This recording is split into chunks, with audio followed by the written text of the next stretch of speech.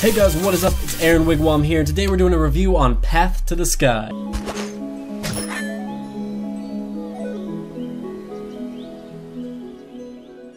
Path to the Sky is a procedurally generated roguelike platformer developed by Dev. The game is about the sole shipwreck survivor who washes up on the shore of a seemingly endless tower, armed with nothing but a bow and a shield and nowhere to go but up. The game is currently out on Steam right now for $10, but like every other indie game in the world, it is in early access. Path to the Sky is already joining a very crowded market of pixel art indie roguelikes, but as a young JFK said to a young Leonard Nimoy once, there's always room for one more good one, but is it good? Well, the art style certainly is.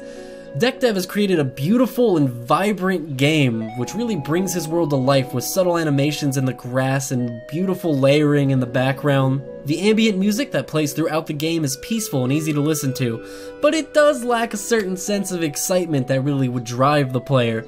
Hopefully in later updates as you climb to higher floors in the tower, the music will escalate along with the action, but currently it can get a little bit dull after a couple floors. And speaking of dull, the enemy variety in this game can leave a lot to be desired. Mostly all you fight right now are different birds with the exception of a single turret enemy. These birds shoot shots in random directions and fly around the room, and occasionally break into smaller birds which shoot in random directions and fly around the room. The gameplay itself is textbook roguelite. You go from room to room, you fight enemies, you stop at a shop in an item room on your way to a boss, fight the boss, get an item, go to the next floor. You pick up money, keys, and skulls along the way by completing rooms and clearing out blocks. Each shop sells a variety of items which you can use for your money, such as health, potions, and the occasional item. There is one particular flaw with the shops though.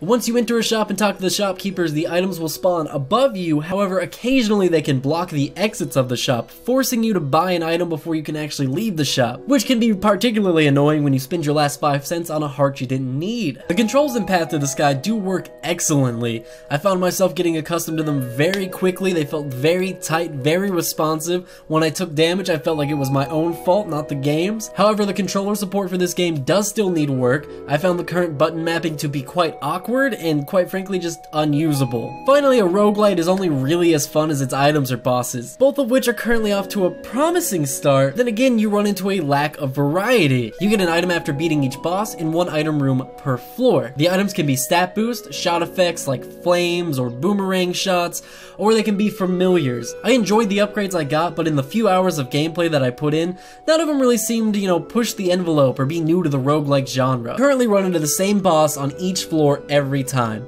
Their patterns are pretty basic and simple, easy to learn, but they still do provide a bit of a challenge each time. However, at the end of the 4th floor, you will notice that there is no boss yet, as well as on the 5th floor, you will notice there is no 5th floor yet. Yes, when you get to the 5th floor, all there is a note explaining that that floor is coming soon. So is Path to the Sky worth the money? This game is beautiful, and you can really tell that Dev has been pouring his heart and soul into this game, and I can say I myself have been following the development of this game for quite a few months now. I found the game extremely addicting until I got to the 5th floor and realized there was nowhere else to go. I got about 2 hours of gameplay getting up to that point, which were completely addicting and exciting and fun, but once I realized that floor wasn't finished, I have no will to play the game again until he puts that floor in the game. Even for early access, I really personally feel like you need more content in a game to justify a $10 price tag. So my final verdict is that you should keep an eye out for this game.